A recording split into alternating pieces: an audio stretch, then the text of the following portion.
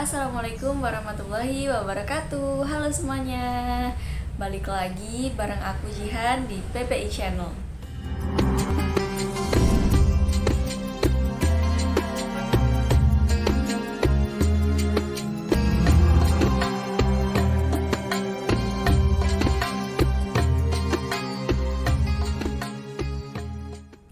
Bismillahirrahmanirrahim. Alhamdulillahirrabbilalamin. Allahumma sholli ala sayyidina Muhammad wa ala alihi wa sahbihi ajma'in, amma ba'du. So, kali ini dalam 7 menit ke depan pembahasan yang akan aku sampaikan kepada kalian yakni tentang sebuah ibadah tipuan sholat di bulan Ramadan.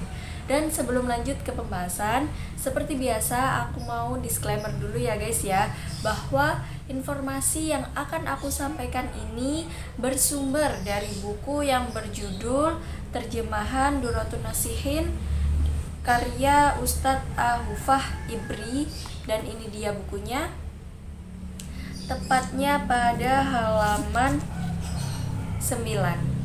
Selain itu guys, aku juga mengambil referensi dari sebuah artikel pada web NU Online dan beberapa video ceramah di channel YouTube yang gak bisa aku sebutin satu persatu ya guys. Oke, sekarang gak usah berlama-lama lagi, langsung aja ke pembahasannya. Nah guys, dalam waktu dekat kita sudah memasuki bulan suci Ramadan. Ramadan ini hadir sebagai bulan yang paling istimewa di antara 11 bulan lainnya. Maka Rasulullah Shallallahu Alaihi Wasallam bersabda, "Man fariha bidukhuli Ramadan, harramallahu jazadahu alan niyar."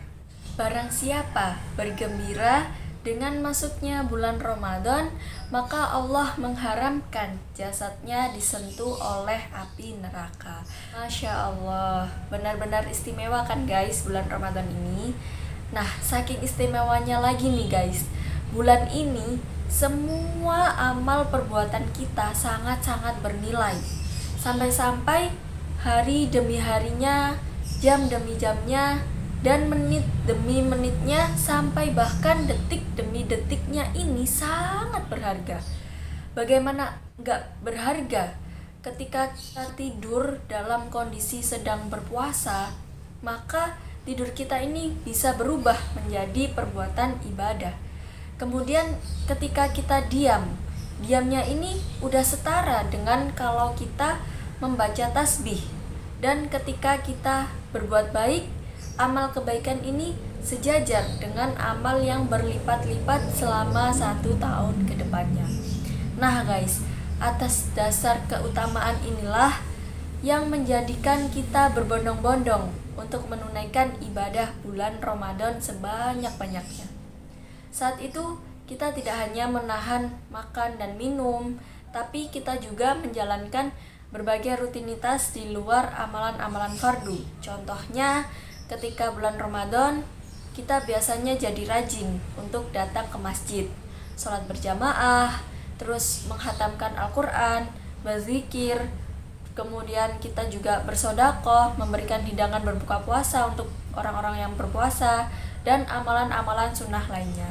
Semoga seluruh amalan tersebut terlaksana atas dasar keimanan yang kokoh ya guys, sehingga dapat membersihkan kotoran-kotoran masa lalu sebagaimana sabda Rasulullah Shallallahu Alaihi Wasallam, "Man shoma Ramadan imanan fahtisaban ghufira lahu ma taqaddama min dambihi."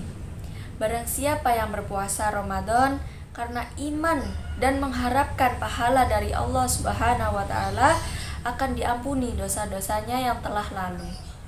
Oke guys, mungkin meningkatkan intensitas dan frekuensi ibadah adalah hal yang sangat baik, ya kan?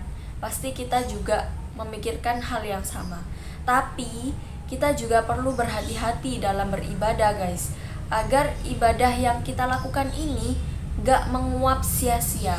Waduh, menguap sia-sia ini maksudnya yang kayak gimana tuh? Nah, jadi guys, ibadah kan tidak otomatis pasti bernilai sebuah ibadah kan. Nah, ibadah juga terkadang mengandung jebakan-jebakan yang dimana bila kita tidak berhati-hati, maka kita akan terperosok ke dalamnya.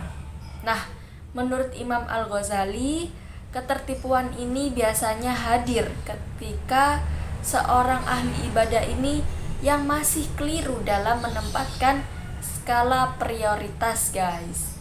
Dan tipuan ini terjadi antara lain ketika seseorang itu hanyut dalam kesibukan ibadah-ibadah sunnah dan mengabaikan hal-hal yang wajib, seperti contohnya ahmalul faraidah wastaghallu bin nawafili wa rabbama ta'ammaku fiha hatta yakhuruju ila sarafi wal adawan.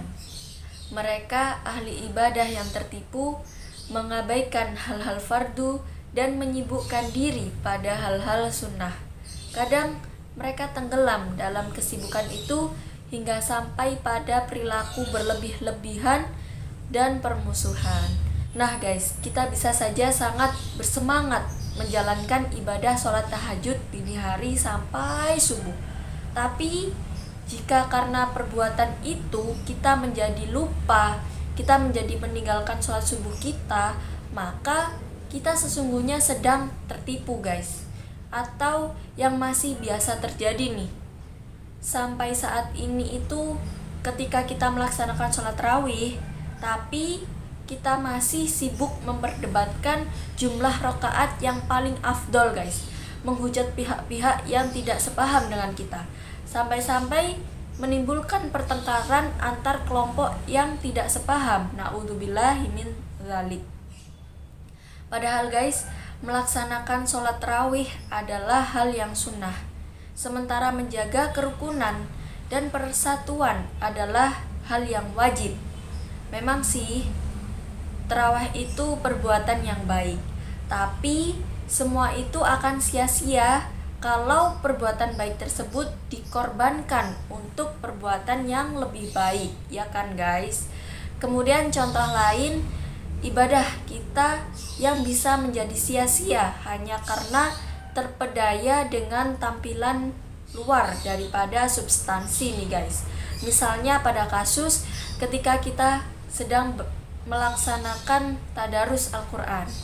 Nah, mungkin kita sanggup menghatamkannya hanya dalam sehari semalam atau hanya dalam beberapa hari. Menikmati tiap nada lantunan yang diekspresikan kita juga bisa, ya kan guys. Tapi saat hati kita disibukkan pada urusan duniawi, kita jadi lupa akan makna lafal yang kita baca. Na'udzubillahi min dzalik. Padahal guys, menurut Al-Ghazali, substansi membaca Al-Quran itu adalah meresapi makna di dalamnya.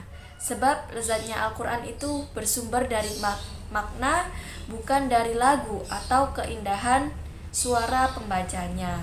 Semoga penjelasan kali ini dapat mengingatkan kita bahwa jangan sampai urusan-urusan sekunder itu membuat kita lalai akan urusan-urusan yang primer.